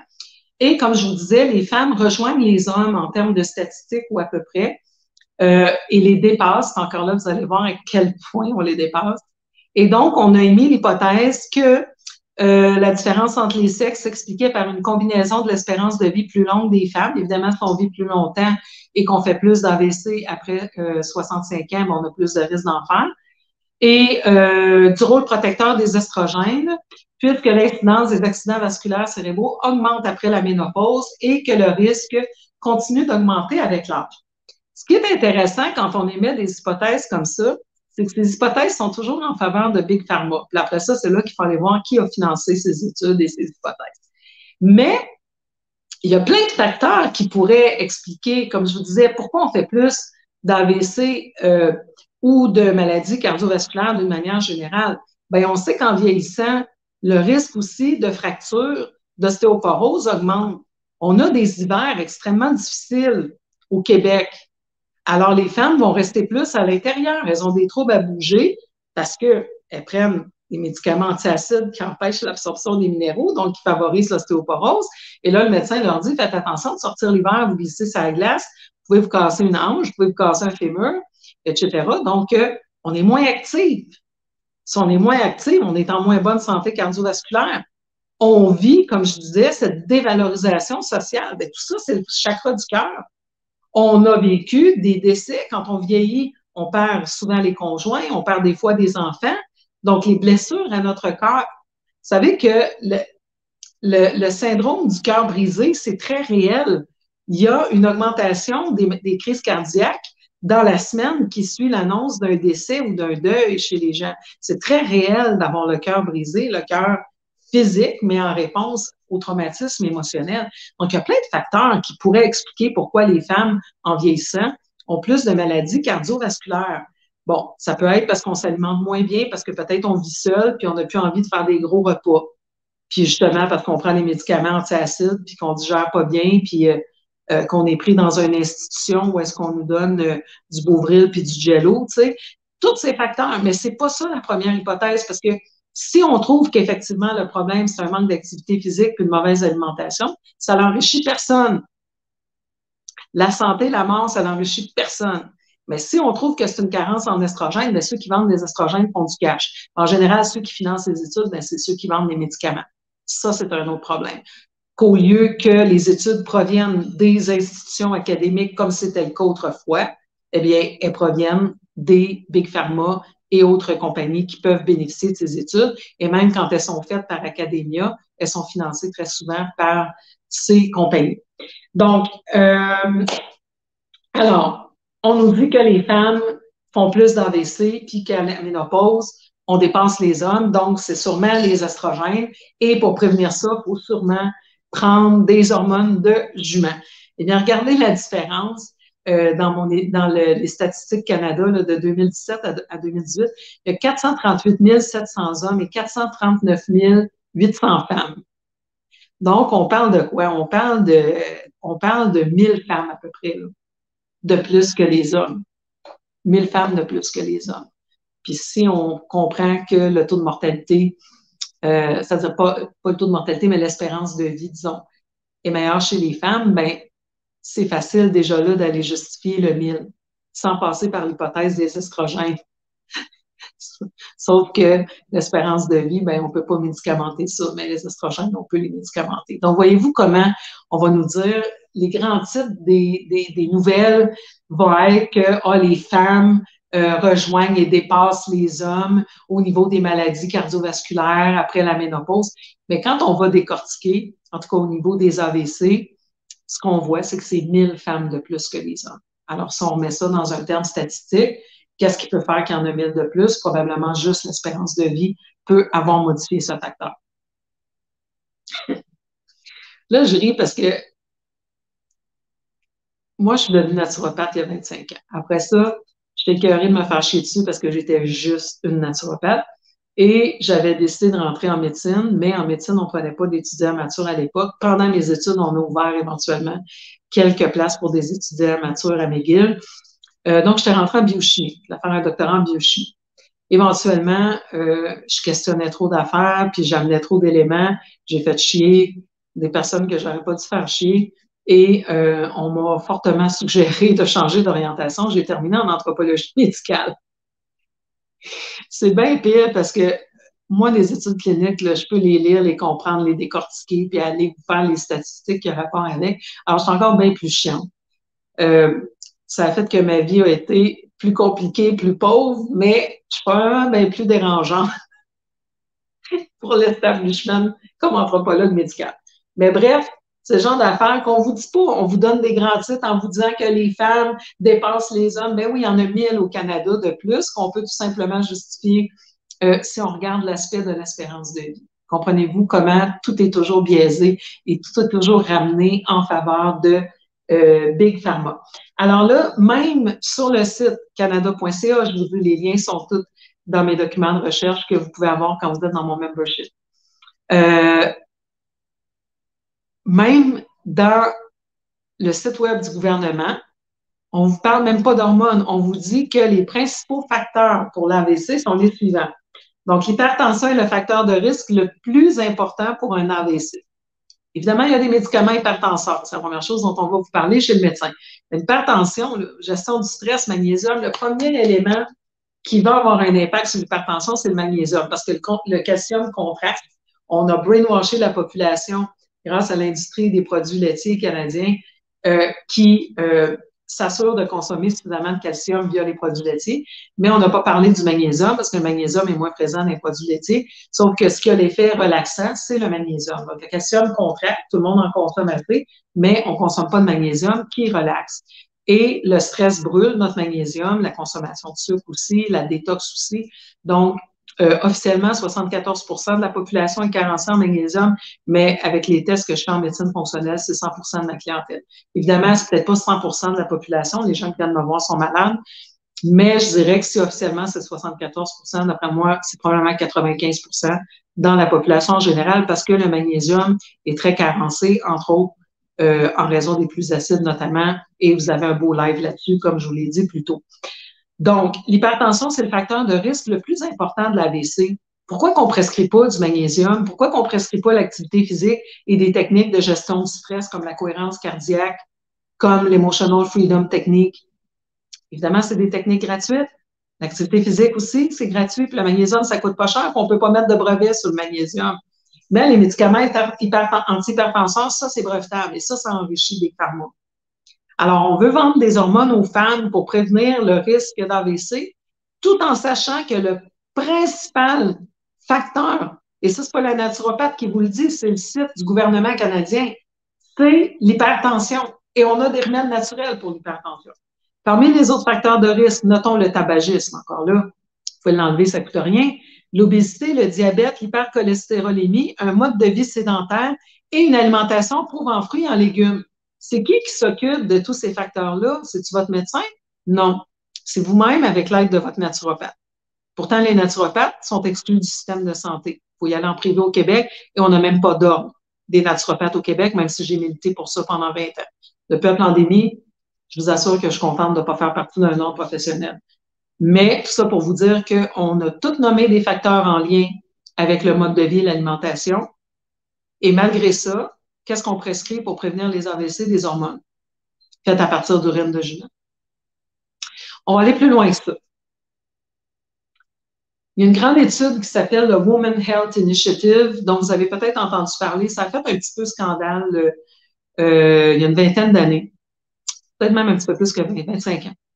Le Women Health Initiative, c'est un des plus grands projets de santé des femmes jamais lancés aux États-Unis, qui a recruté plus de 161 000 femmes dans 40 centres cliniques. Donc, on était allé recruter des femmes de toutes sortes de statuts socio-économiques, de différentes appartenances ethniques, différents endroits géographiques aussi aux États-Unis. Et c'est une étude à long terme qui visait à des stratégies de prévention des maladies cardiaques, du cancer du sein colorectal et de l'ostéoporose chez les femmes ménopausées. Ces maladies chroniques sont les principales causes de décès, d'invalidité et de fragilité chez les femmes âgées de toute race et de tout milieu socio-économique. Donc, le gouvernement a dit ces maladies-là sont celles qui occasionnent le plus de dépenses au niveau de la santé, sont celles qui causent le plus de ravages. On va faire une grosse étude pour aller voir quelle sorte de conclusion on peut tirer de cette étude. Donc, une énorme étude, là, 161 000 femmes suivies pendant plusieurs années. Donc, l'étude, c'est une étude à long terme sur la santé qui a été financée par le National Heart, Lung and Blood Institute. Donc, ça, c'est super intéressant parce que c'est pas financé par Big Pharma. Alors, vous allez voir qu'on a eu des vrais résultats parce que c'était une entité gouvernementale qui a réellement financé l'étude. Alors, l'étude originale a commencé en 1991 et s'est terminée en 2005. Donc, la collecte de données, là, dans un premier temps, c'était de 91 à 2005, 161 000 femmes. Et après ça, on a continué certains aspects de l'étude et ça a duré comme ça jusqu'à 2020. Et régulièrement, il y a des rapports de recherche qui étaient produits. La deuxième étude de vulgarisation a recruté 93 500 femmes en 2010 et le suivi de ces femmes se poursuit chaque année. On vérifie des choses au niveau du sommeil, du diabète, etc., etc. Donc, il y a beaucoup de choses qu'on a appris grâce à cette étude. Et une des choses qu'on a apprises, c'est que l'étude a signalé l'impact négatif de l'estrogénothérapie, donc les fameuses hormones de jument. Et certaines études sur des modèles animaux suggèrent également que les estrogènes ne protègent pas universellement à ce qu'on nous disait, il faut prendre les hormones même si tu n'as pas de bouffée de chaleur, et peuvent même être délétères dans certaines circonstances. Encore une fois, vous allez sur le site du Women's Health Initiative en attendant d'obtenir mes documents de recherche sur mon membership si vous voulez aller vérifier. Women's Health Initiative a constaté non seulement que ce n'était pas un facteur de protection universelle, les hormones, mais que l'hormonothérapie substitutive ne prévenait pas les maladies cardiaques chez les femmes ménopausées comme on le prétendait autrefois. Donc, vous pouvez trouver ça sur le Women's Health Initiative site web. L'hormonothérapie, on parle d'estrogène ou encore d'estrogène plus progestatif ou progestérone, ne devrait pas être utilisé chez les femmes ménopausées pour prévenir les maladies cardiaques ou pour abaisser le taux de cholestérol. Alors, le Women's Health Initiative a même dit qu'on ne devrait pas avoir recours à l'hormonothérapie. Ils prescrivent l'hormonothérapie chez des femmes qui viennent d'avoir, par exemple, une hystérectomie, on vous a enlevé l'utérus, alors qu'encore là, il y a plein de solutions naturelles pour ne pas se faire enlever notre utérus. Pour les femmes donc qui vont vivre une chute hormonale très importante temporairement, ça peut aider les femmes. Mais de ne pas prescrire les hormones pour prévenir les maladies cardiovasculaires. Parmi les autres constatations du Women's Health Initiative, les connaissances scientifiques acquises. Non, attendez un petit peu. Oui, voilà. Le Women Health Initiative a démontré que l'utilisation d'estrogènes et d'hormonothérapie progestative, donc soit les estrogènes seuls, soit estrogènes et progestérone, tels que prescrites par le médecin, après la ménopause, augmente le risque de maladies cardiaques, d'accidents vasculaires cérébrales, de caillots sanguins, de cancer du sein et de démence. Je vous le répète, l'information qui provient du Women Health Initiative. L'hormonothérapie après la ménopause augmente le risque de maladies cardiaques, d'accidents vasculaires cérébrales, de caillots sanguins, de cancer du sein et de démence. D'ailleurs, dans mon live sur l'industrie du ruban rose, je vous parle que le seul temps où il y a eu une diminution du cancer du sein dans l'histoire moderne, c'est suite à la publication de cette étude. Quand les résultats du Women Health Initiative sont sortis, il y a des femmes qui ont paniqué, qui ont arrêté de prendre leurs hormones. Ils se sont dit, je préfère avoir des bouffées de chaleur qu'une maladie cardiovasculaire ou qu'un cancer du sein. Et il y a des médecins aussi qui suivaient l'étude de près, qui ont arrêté de les prescrire, ou en tout cas, qui choisissaient plus spécifiquement les femmes auxquelles elles allaient prescrire les hormones. Mais il y a encore plein de médecins à ce jour qui prescrivent des hormones en disant aux femmes que ça va prévenir les maladies cardiovasculaires, en leur disant que ça va prévenir l'ostéoporose. J'arrive à l'ostéoporose après. Alors, c'est hallucinant que la petite naturopathe que je suis soit au courant de ces études qui sont publiées sur des sites web du gouvernement américain. Là. Puis moi, je n'ai pas une passe de la NASA puis du système secret du Canada ou des États-Unis là, pour aller chercher mon information. J'ai mon information sur Internet où est-ce que c'est largement accessible comme tout le monde. J'ai même plus accès. Quand j'étais à McGill, on avait accès à des sites de recherche. J'ai même plus accès à ça. Et l'information, elle est facilement disponible. Alors, ce qui est intéressant, c'est même pas la conclusion du Women Health Studies ou du Women Health Initiative, c'est même pas que on a donné du cancer du sein à des femmes sans faire exprès. C'est que les connaissances scientifiques acquises grâce aux essais sur les hormones ont permis d'économiser environ 35,2 milliards de dollars en coûts médicaux directs aux États-Unis. Ouais, ils ont fait perdre des ventes à Big Pharma, mais le gouvernement a économisé de l'argent, mais on ne parle pas des dommages causés aux femmes. C'est hallucinant quand on se met la tête là-dedans, c'est hallucinant. Donc, ça, c'était la première excuse après les bouffées de chaleur pour prescrire ces fameuses hormones aux femmes. Et après ça, je vais vous parler de l'ostéoporose, comment je fais dans le temps. Bon, j'ai dépassé un petit peu mon heure. Je m'en excuse, je vais essayer de conclure dans les 15 prochaines minutes. Vous savez que c'est un sujet tellement dense et c'est mon dada, les hormones, depuis 25 ans. Donc, je peux vous en parler. Je pense que je vais faire une retraite de femme d'une semaine. Dans ça, je t'ai inclus, où j'ai pas besoin de m'occuper de rien juste pour vous parler d'hormones pendant une semaine, je vais me payer à la traite. Donc, au niveau de l'ostéoporose, bon, on sait que l'ostéoporose, c'est un autre problème de santé publique majeur au Canada et dans le monde en entier et qui est en augmentation parce que la population est vieillissante. On dit que 25% de la population de plus de 65 ans aura plus de 65 ans d'ici 2041. Donc, on a vraiment un problème de vieillissement de la population au Canada, je dirais un problème de vieillissement, pas en santé. Et heureusement, comme je vous l'ai dit dans mon live il y a une couple de jours, il y a des changements d'attitude en santé, heureusement. Grâce à la pandémie, mais oui, ça a quand même été un effet collatéral positif de la pandémie, c'est que les gens ont compris l'importance de prendre leur santé en main, font moins confiance à l'establishment. C'est tellement un problème qu'ils n'ont pas arrêté d'en parler au dernier Forum économique mondial. Et donc, les gens se prennent en main. Alors, on va bien vieillir. Si on se prend en main, il n'y a pas de problème là. Alors, 25% de la population de plus de 65 ans, donc l'incidence de d'ostéoporose aussi va augmenter, surtout si on continue à prendre des médicaments antiacides qui empêchent notre absorption de minéraux et de protéines et d'acides gras. Donc, une femme sur 4 au Canada environ et un homme sur 8 souffrent d'ostéoporose. Alors, évidemment, plus de femmes qui en souffrent, ça doit être parce que c'est les hormones le problème. Là, je vais déjà vous faire un petit bloc un petit peu plus biochimique. C'est difficile quand j'ai pas de support visuel, mais j'ai pas eu le temps, honnêtement, dans la montagne russe qui est ma vie en République dominicaine, de bien comprendre comment vous présenter les petits tableaux à travers mon live, mais je vais y arriver. J'ai pas fini d'installer mon studio à la maison parce que les écouteurs que j'avais fait venir à la Chambre du Canada n'avaient pas la bonne prise, sont partis au Canada, ils vont revenir avec elle dans la retraite. Alors, mon studio n'est pas fini d'installer, mais j'y arrive tranquillement pas vite. J'apprends moi-même à gérer le fait que tout est plus long quand je suis ici parce qu'il y a tout le temps un problème X, Y ou Z qui survient et donc ça demande aussi beaucoup de patience aux gens qui me suivent et à mes patients. Mais c'est ça qui est ça. Hein, ici en espagnol, on dit eso es lo que hay. C'est ça qui est ça. C'est ça ma réalité. Donc, alors c'est ça. Je n'ai pas de support visuel, donc c'est un petit peu plus compliqué. Mais essayez de rester avec moi.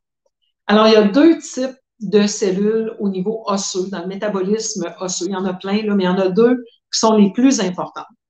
Il y en a qu'on appelle les ostéoblastes, qui sont ceux qui vont incorporer le calcium, le magnésium et tout ça pour fabriquer nos os, parce que on a l'impression qu'une fois qu'on est rendu adulte, là, nos os sont fixes, c'est mort, c'est dessus là, que ça bouge pas. Il n'y a rien de plus faux. Les os sont irrigués par la circulation sanguine et donc il y a constamment des minéraux qui sont apportés à nos os et il y a constamment des cellules usées qui sont éliminées. Alors, c'est pour ça qu'on a un impact, si on le veut, sur l'ostéoporose parce que même si nos os, en ce moment, ont une densité minérale moindre, sont sources d'ostéoporose, on peut renverser la vapeur. Et le seul moyen, c'est pas les biphosphonates et les hormones, croyez-moi. Alors, les ostéoblastes sont les cellules qui vont aller chercher des petits blocs de calcium, des petits blocs de magnésium, de la vitamine D, tout ça, pour aller construire notre masse osseuse, les ostéoblastes. Les ostéoclastes sont les cellules qui vont aller gruger l'os qui est plus de bonne qualité pour recycler ce qui est recyclable. On recycle une partie de notre calcium puis notre magnésium et éliminer le restant. Alors, évidemment, on comprend qu'il faut que les ostéoblastes et les ostéoclastes soient en relatif équilibre pour que ce qu'on appelle le métabolisme osseux, donc le turnover de nos cellules osseuses, fonctionne bien. Si on a plus d'ostéoclastes où ils travaillent plus vite que les ostéoblastes, donc si on détruit plus vite qu'on construit, comprenez qu'on va se ramasser en déficit. Ostéopénie, éventuellement ostéoporose. Alors, on essaie de maintenir ça en équilibre. Le facteur qui maintient ça en équilibre, c'est nos hormones. Les ostéoclastes sont reliés avec les estrogènes. Quand on a une chute de nos estrogènes, donc ménopause, les ostéoclastes travaillent plus vite. Donc, la destruction de la masse osseuse s'accélère. Par contre, nos ostéoblastes, ceux qui construisent, sont soumis à l'action de la progestérone. Donc, quand on a une chute de progestérone, les constructeurs vont moins vite. Du côté médical, on prescrit quoi? Les hormones de jument, les estrogènes. Dans certains cas, les progestatifs, mais les progestatifs synthétiques n'ont pas une action majeure au niveau de la masse osseuse. Alors, les recommandations d'Ostéoporose Canada, les recommandations, les lignes directrices qui sont publiées dans le CJMA, Canadian Journal of Medical Association, c'est des lignes directrices qui ont été publiées en 2002, mais c'est encore les lignes directrices qui influencent les pratiques médicales. Alors, qu'est-ce qu'on dit? Bon, oui, d'abord, j'ai oublié de vous dire, une femme de race blanche de 50 ans présente un risque restant de 40 de fracture de la hanche, des vertèbres ou du poignet. Donc, c'est pas des blagues. Il faut vraiment s'en occuper de la prévention de l'ostéoporose, mais pas d'après leur ligne directrice. Alors, on nous dit quoi? Selon Ostéoporose Canada et les lignes directrices, que les biphosphonates, ça, c'est des médicaments comme Actonel, et le raloxifène, qui est un bloqueur d'hormones ou un analogue d'hormones qu'on pourrait faire avec des phytoestrogènes, comme nos estrogènes provenant des plantes,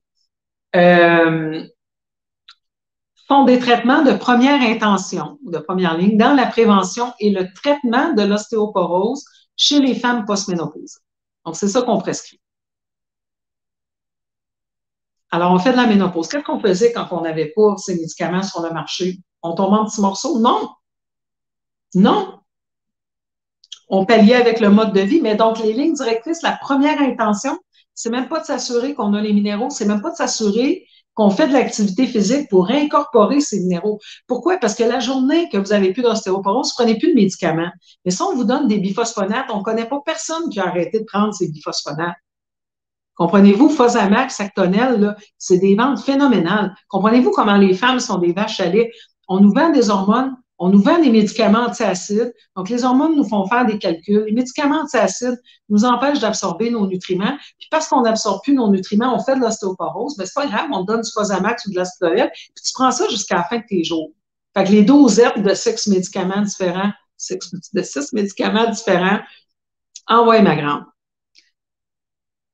Alors, je continue avec les lignes directrices. Excusez-moi l'emballement, la petite montée de lait. Il doit y avoir des pilules pour ça, puis je suis pas au courant. Donc, estrogènes et progestatifs sont en traitement de première intention dans la prévention. Dans la prévention, on peut commencer quand? C'est quand qu'on commence à prévenir l'ostéoporose? C'est à 20 ans? C'est à 30 ans?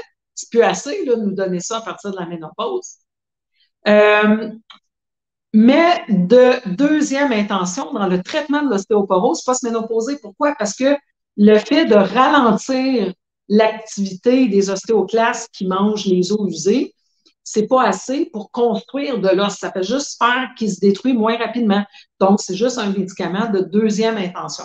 La première intention pour eux, c'est Fosamax, Actonel. Le problème avec ces médicaments-là, c'est qu'ils ont énormément d'effets secondaires. Et oui, c'est vrai qu'ils vont maintenir d'une certaine façon, de manière artificielle, le calcium dans l'os, mais ça devient un os comme de la porcelaine. C'est une très mauvaise qualité de la masse osseuse parce qu'on ne s'occupe pas de la construction. Et je vous l'ai dit tantôt, c'est quoi qui donne la construction de l'os? Bien, d'abord, il faut avoir les minéraux et les vitamines présents. Les minéraux, c'est quoi? Pas juste le calcium des produits laitiers, puis le calcium que le médecin prescrit, là, c'est le caltrate, OK, que vous pouvez avoir gratuitement, ou en tout cas couvert par votre assurance maladie au Québec, là, c'est du caltrate. Savez-vous ce que c'est du caltrate? C'est du carbonate de calcium. Savez-vous ce que c'est du carbonate de calcium? C'est de la craie à tableau. C'est de la craie à tableau réduite en poudre. C'est ça le caltrate que le médecin prescrit. Alors, il prescrit ça, mais en même temps, il prescrit des médicaments antiacides. Comment vous pensez que vous allez digérer votre morceau de craie? Vous n'avez pas d'acide dans l'estomac pour la digérer. Alors, évidemment, c'est très peu biodisponible. Ça va s'accumuler, ça va faire des dépôts dans notre corps et c'est là qu'on va se ramasser avec bursite, tendinite et compagnie. Le calcium doit être compensé par le magnésium. Les médecins prescrivent jamais de magnésium. Et je vous l'ai dit, le magnésium, officiellement, c'est 74% de la population qui est carencée, mais dans les faits, c'est plus que ça. L'autre problème, c'est la vitamine D. Les recommandations de Santé Canada pour la vitamine D, c'est 600 à 800 unités internationales par jour. Quand on est exposé à 1 heure de temps au soleil, comme je le suis ici, on peut aller produire, selon notre taux de mélanine, si on est plus blanc ou moins blanc, entre 25 et 60 000 unités internationales de vitamine D dans 1 heure. Mais là, les gens ont peur d'avoir trop de vitamine D. Puis quand on parle de 600 à 800 unités, c'est juste en ce qui a trait au métabolisme osseux, mais il y a des récepteurs à vitamine D sur 2000 gènes dans notre organisme. Alors, il y a 2000 gènes qui ont quelque chose à voir avec la vitamine D, notre immunité, notre humeur, nos hormones. Il y a plein de facteurs qui travaillent avec la vitamine D. Mais on nous maintient dans un seuil de carence en vitamine D. Les chercheurs, il y a un groupement de chercheurs international spécialisé dans la vitamine D, dans le Grassroots Health. Vous pouvez aller voir sur le site Grassroots Health aux États-Unis. Et ces 50 chercheurs ont un consensus de 5000 unités internationales de vitamine D par jour. Évidemment, pour savoir votre taux exact dont vous avez besoin, ça prend des prises de sang. Les médecins au Québec ne font plus nécessairement tester la vitamine D, sauf si vous êtes diagnostiqué avec de l'ostéoporose, parce que dans leur tête, la vitamine D, c'est juste bon pour le métabolisme osseux. Donc, on ne teste pas et les gens sont vraiment carencés de manière très, très, très importante en vitamine D. Donc, évidemment, comme je vous dis, c'est des doses individuelles. Il faut vérifier avec un praticien de santé, mais selon les chercheurs du Grassroots Health, on parle de 5000 unités internationales par jour. Mon expérience clinique, c'est aussi ça. Quand les gens prennent 5000 unités pendant tout l'hiver, au printemps, ils testent 100, 110, 115 nanomoles par litre. Et encore là, au Québec, on considère qu'en bas de 50 nanomoles par litre, on est carencé. Mais selon les chercheurs, on devrait aller entre 100 et 125. Il y en a qui vont jusqu'à 150 nanomoles par litre. Donc, on est vraiment carencé en vitamine D. Et la vitamine D, c'est ce qui permet de maintenir les minéraux comme le calcium dans nos os. Donc, si on n'a pas de vitamine D, c'est sûr qu'on va faire de l'ostéoporose. Alors, le problème, bien, quand les femmes sont en institution, puis elles vont plus dehors, puis elles sont pas exposées à la vitamine D, puis elles en prennent pas assez, c'est sûr qu'elles font de l'ostéoporose. Mais qu'est-ce qu'on leur donne? Fosamax, Actonel, dans certains cas de la craie. On parle pas de vitamine D. On parle pas de magnésium. Les médecins ne parlent même pas de magnésium dans les cas d'ostéoporose. Les lignes directrices du gouvernement canadien ne parlent même pas de magnésium. Donc, on dit quoi? On dit les biphosphonates, comme je vous ai dit, le raloxifène, qui est un modulateur d'hormones qu'on donne dans les cas de prévention de cancer du sein aussi ou de récurrence. Ah oui, c'est ça. Donc, l'hormonothérapie et les biphosphonates, bon, sont efficaces, mais sont associés à des effets indésirables. Ils rajoutent, quand même, il faut leur donner, l'exercice de type impact, parce qu'évidemment, c'est la pression sur l'os qui va faire que l'os va absorber les minéraux. Et l'apport en calcium et en vitamine D adapté à l'âge sont recommandés pour la prévention de l'ostéoporose. Ils ne parlent même pas du type de calcium. Ils ne parlent même pas que si on donne le calcium en même temps que les médicaments antiacides, on ne pourra pas l'absorber. Mais au moins, on mentionne que le calcium et la vitamine D ont quelque chose à voir avec ça. Je vous disais tantôt que c'est vrai que lorsqu'on donne des estrogènes, peu importe sous quelle forme, ça va ralentir la chute de la masse osseuse parce que ça ralentit les ostéoclastes. Mais il y a un médecin du nom de John Lee qui a fait un paquet d'études. Je cherche encore là, John Lee, ses études sur la progestérone. Et lui a dit, ben c'est bien beau qu'on donne des estrogènes qui ralentissent les ostéoclastes, mais on pourrait-tu donner quelque chose qui supporte le travail de ceux qui construisent, qui sont les ostéoblastes? Et donc, qui donnait, lui, de la progestérone bioidentique, et non pas des progestatifs comme le prométrium ou d'autres progestatifs prescrits par les médecins conventionnels. Il y a de la progestérone bioidentique dont le dosage chez les médecins, chez les rares médecins. Dans ma clinique au Québec, on savait réellement comment travailler avec les hormones bioidentiques. Mais là, il y a des médecins qui se sont mis à mode, qui est prescrit, mais qui le font dans une logique de médecine conventionnelle, c'est-à-dire en faisant des prises de sang qui montent 2,21% des hormones. Pour tester correctement, il faut le faire avec les tests salivaires. Il faut le faire au moins à tous les 3-4 mois. Il faut comprendre le métabolisme des hormones dans le foie, ce que, à ma connaissance, pratiquement aucun médecin au Québec, à l'heure actuelle, comprend. Les médecins qui comprenaient, il y en a un qui est parti en sabbatique, il y en a un qui est parti exercer en Ontario où il avait fait ses études, l'autre est parti à la retraite, c'est les médecins avec lesquels je travaillais. Donc, il y en a tranquillement qui poussent, mais dans une optique médicale très, très, très souvent. Ils remplacent l'outil, mais garde le même paradigme, ce qui est très, très, très malheureux. Donc, John Lee a fait des études avec la progestérone bioidentique, donc une copie de ce que vraiment le corps produit, adaptée femme par femme en fonction des tests qu'il faisait. Et il a démontré que, je vais vous dire le résultat exact de son étude, progestérone bioidentique, au cours de l'observation de 3 ans, la taille du patient a été stabilisée parce qu'on sait que quand on perd de la densité minérale osseuse, on raccourcit. Ça va être tough pour moi.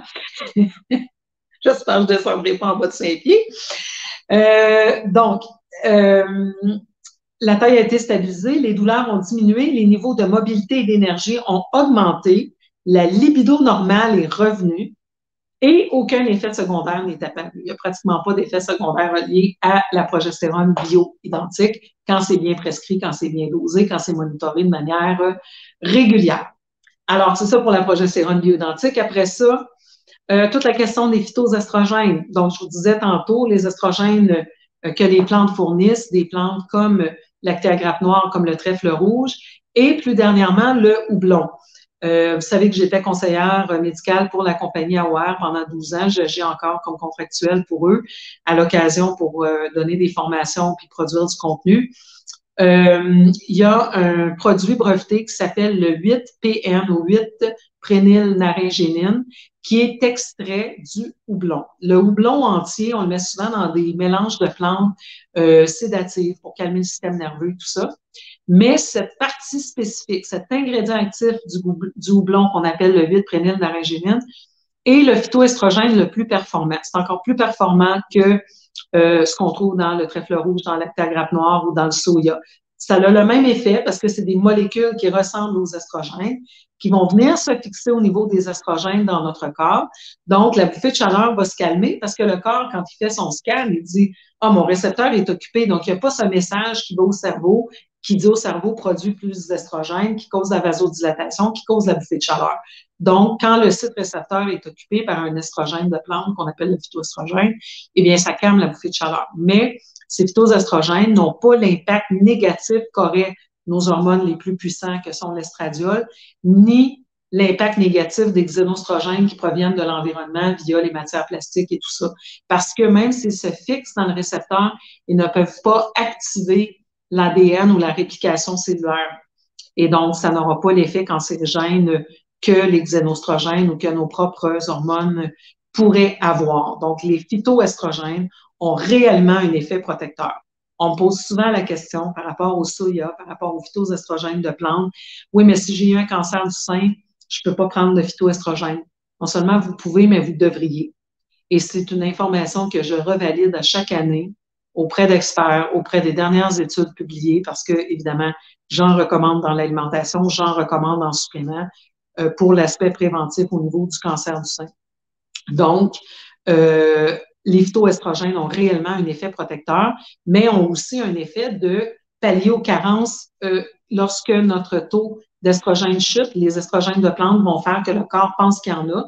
Donc, au niveau de l'ostéoporose, il y a un impact positif. J'ai des études, dont une qui nous dit que les phytoestrogènes peuvent exercer leur effet protecteur osseux en inhibant la résorption osseuse, donc en ralentissant les ostéoclastes comme le font les estrogènes de jument, et en améliorant la formation osseuse, donc en augmentant l'activité des ostéoblastes, comme le fait la progestérone. En réalité, les phytoestrogènes sont ce qu'on appelle techniquement des SERM en anglais, ou Selective Estrogen Modulator. Selective Estrogen Receptor Modulator, donc SERM avec un petit S au pluriel. Donc, c'est des modulateurs, ce qui fait que ça va favoriser la production et ralentir l'excrétion. Donc, ça normalise et ça favorise la densité minérale osseuse. Il y a un impact au niveau cardiovasculaire des phytoestrogènes, mais pas autant qu'au niveau de l'ostéoporose et pas autant qu'au niveau des bouffées de chaleur, parce qu'il y a différents types de récepteurs estrogéniques, alpha, bêta, etc. Donc, c'est pas les mêmes récepteurs. Et au niveau cardiovasculaire, l'importance des phytoestrogènes est un peu moins importante, mais quand on met les bons facteurs dont je vous ai parlé, l'activité physique, l'alimentation, tout ça, gestion du stress, en application, les problèmes cardiovasculaires, on s'en occupe de toute façon.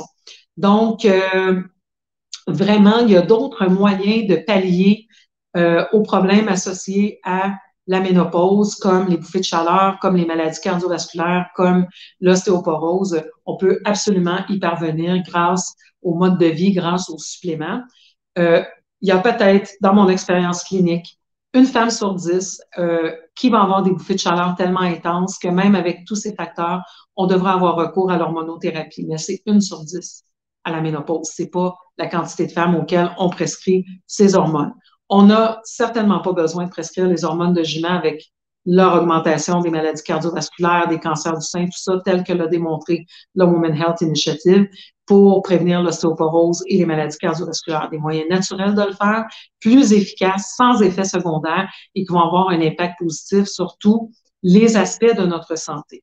Alors, il y a 3 suppléments de base dont je peux d'emblée vous parler. Évidemment, c'est des recommandations publiques, ça s'adapte peut-être pas directement à votre cas. Vérifiez avec les conseillers, les naturopathes dans les grandes surfaces comme les Avril, la Moisson et tout ça, ou encore mieux, travailler avec une naturopathe compétente, membre de l'Association des naturopathes agréés du Québec.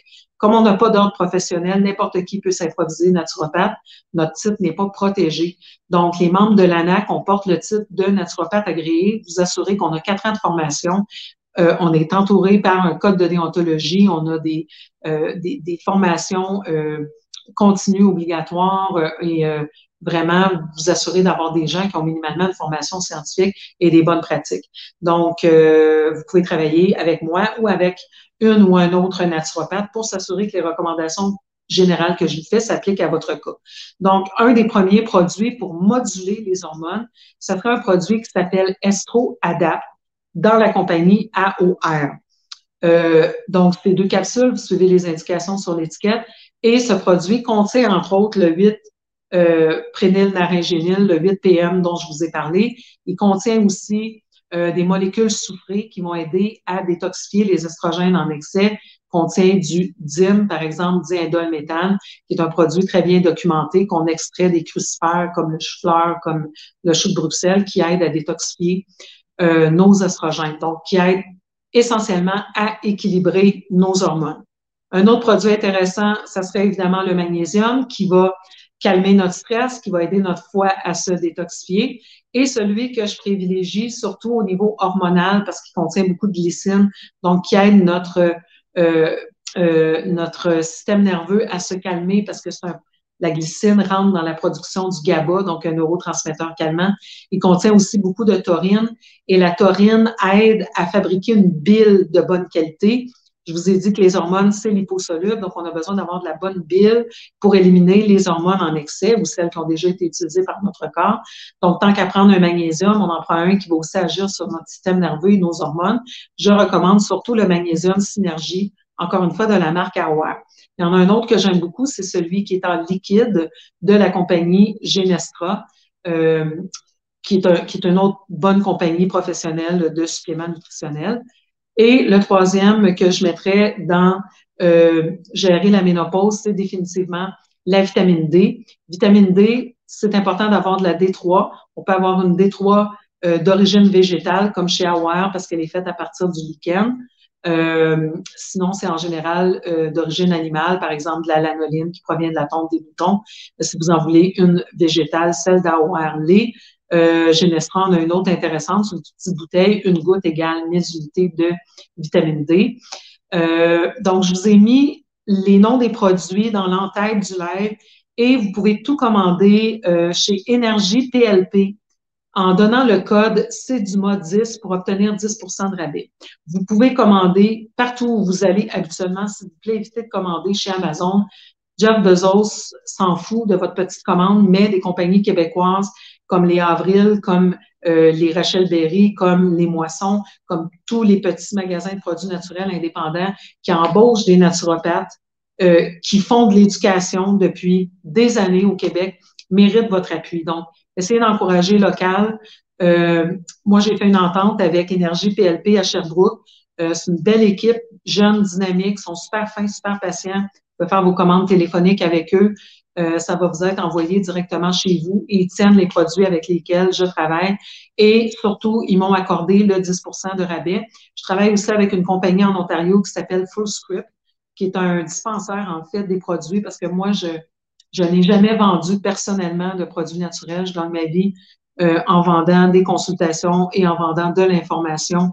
Je ne veux pas gérer d'inventaire de produits ni être influencée par les produits. Mon rôle, c'est d'être conseillère médicale, d'être enseignante, de consulter, mais non pas de vendre des produits. Donc, comme je ne fais pas d'argent là-dessus, de toute façon, en passant par des compagnies comme Fullscript, j'arrive à donner un pourcentage à mes clients de rabais. Et l'ennui, c'est que Fullscript est en Ontario, il ne parle pas français, tout se fait par Internet, il y a des gens qui avaient besoin de parler à quelqu'un. Donc, j'ai fait une entente avec Énergie PLP à Sherbrooke. Alors, encouragez-les par le site web ou par le téléphone.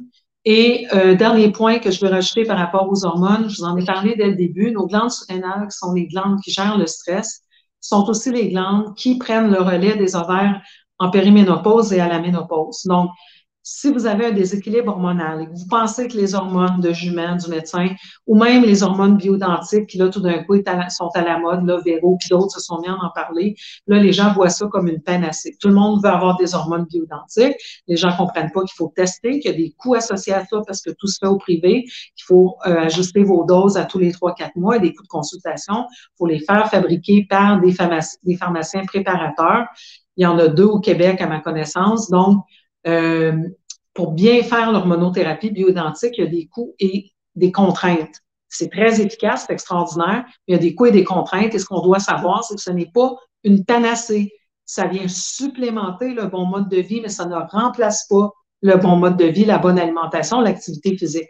Évidemment, dans notre culture occidentale, on veut des shortcuts, on veut des pilules magiques. À tous les jours, je reçois des messages de gens qui me disent « Quel produit il faut que je prenne?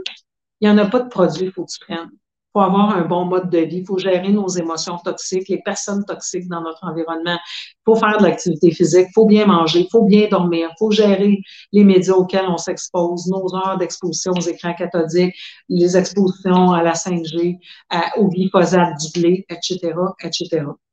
Donc, c'est un mode de vie, c'est un processus et on peut vous coacher là-dedans comme vous êtes coaché au gym, comme vous êtes coaché en psychologie. En psychologie, il n'y a pas de pilule magique, puis il n'y a pas d'hormones, même bioidentiques, magiques. Dans certains cas, c'est absolument nécessaire et ça produit des changements vraiment importants.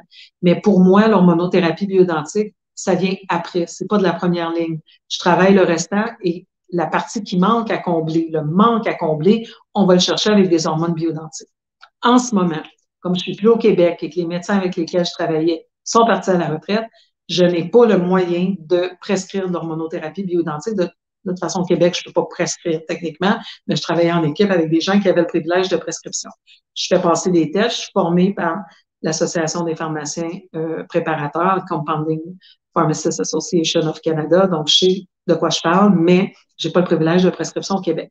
Je suis en train de travailler quelque chose ici en République dominicaine où vous allez pouvoir venir en consultation, venir chercher vos prescriptions, venir chercher vos hormones. Donc, c'est en préparation. Dès que ça va être prêt, je vais vous informer. Mais en attendant, on fait toute la partie qu'on peut faire, même s'il y aura le petit manque à combler des hormones, via des programmes tels que gérer vos hormones naturellement. Il me reste quelques places pour la 4e cohorte. Si vous manquez votre coup, la prochaine cohorte sera probablement juste à l'automne. Donc, je vous invite à aller vous inscrire à gérer vos hormones naturellement. Vous inscrire à mon membership si ce n'est pas déjà fait pour que bientôt je puisse mettre tout les lives ensemble avec tous les liens de recherche pour pouvoir mieux vous informer, pour avoir de l'information à fournir à vos professionnels de la santé également. Et donc, si jamais, étant donné que c'est un petit peu dernière minute, le programme débute samedi matin, si jamais vous avez des contraintes financières, que vous voulez payer en 2 versements, c'est pas l'idéal pour moi parce qu'à ce moment-là, je dois le faire manuellement, mais vu que c'est un petit groupe, je vais le permettre pour cette fois pour m'assurer que les femmes qui ont vraiment besoin de mon aide puissent participer au programme Gérer vos hormones naturellement.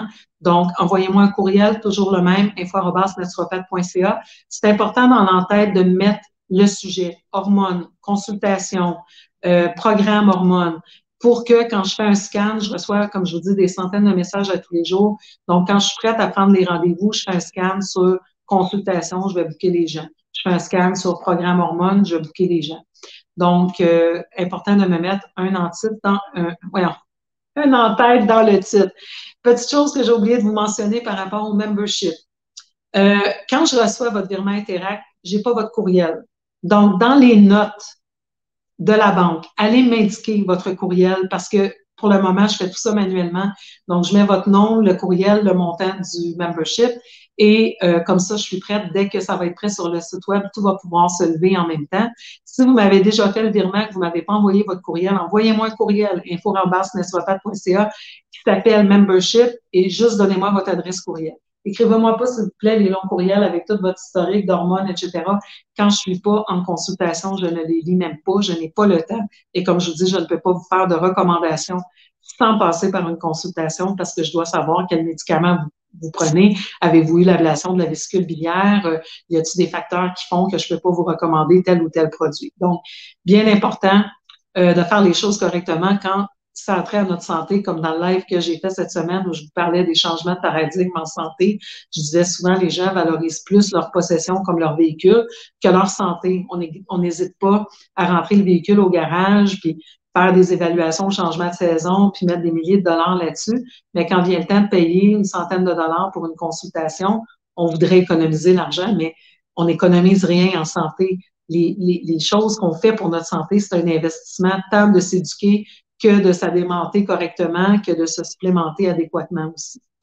Donc là-dessus, j'espère que ce live a été informatif. Je suis certaine que ça va susciter des questionnements, ça va susciter des conversations, j'espère, avec vos professionnels de la santé. Et comme je vous disais, c'est un début d'une série. Je vais vous parler ponctuellement donc des hormones. J'en ferai un complètement au sujet des phytoestrogènes, mais je voulais déjà vous expliquer que même si vos hormones sont dans un taux normal chez le médecin, vous n'êtes pas nécessairement équilibré hormonalement et oui, vous pouvez avoir l'impression de devenir folle. Je vous ai présenté la belle conférence gratuitement d'une valeur de 75 le jour de la femme, le 8 mars. Je la présente de temps en temps dans l'année. Non, je ne partage pas le lien parce que c'est une source de revenus pour moi. Donc, si vous l'avez manqué, il va falloir attendre à la prochaine. Il faut donc être à l'affût. Éventuellement, quand vous vous inscrivez au membership et vous me donnez votre courriel, quand j'envoie des courriels à tout le monde, qui est un autre moyen de s'assurer de rester en contact si mes plateformes se font tomber, comme ça m'arrive régulièrement, eh bien, à ce moment-là, vous êtes sûr d'être informé des prochains événements à venir. Alors là-dessus, tout le monde, merci beaucoup. Vous avez été nombreux. C'est vraiment le fun de faire des lives quand on a plus de 100 personnes durant la présentation. Je sais que certains blogueurs qui en ont plus, mais évidemment, moi, je parle pas de n'importe quoi. J'ai des sujets un petit peu plus ciblés. Alors, c'est effectivement un peu moins de monde, mais je sais qu'ils sont beaucoup partagés par la suite. Donc, merci aussi de répandre mon information. C'est un moyen non seulement de vous autonomiser vous-même en santé, mais de contribuer au changement de paradigme en santé, de contribuer à la santé des gens qui vous sont chers. Alors, merci tout le monde d'être là. Et puis, on se retrouve peut-être samedi matin, si j'ai le temps. Je voulais vous faire la suite pour la question du traité avec l'Organisation mondiale de la santé, mais j'ai aussi le début du programme d'hormones samedi matin, donc je vais voir si j'y arrive. Sinon, on va se retrouver mercredi prochain pour un autre sujet controversé et fascinant. Bonne semaine!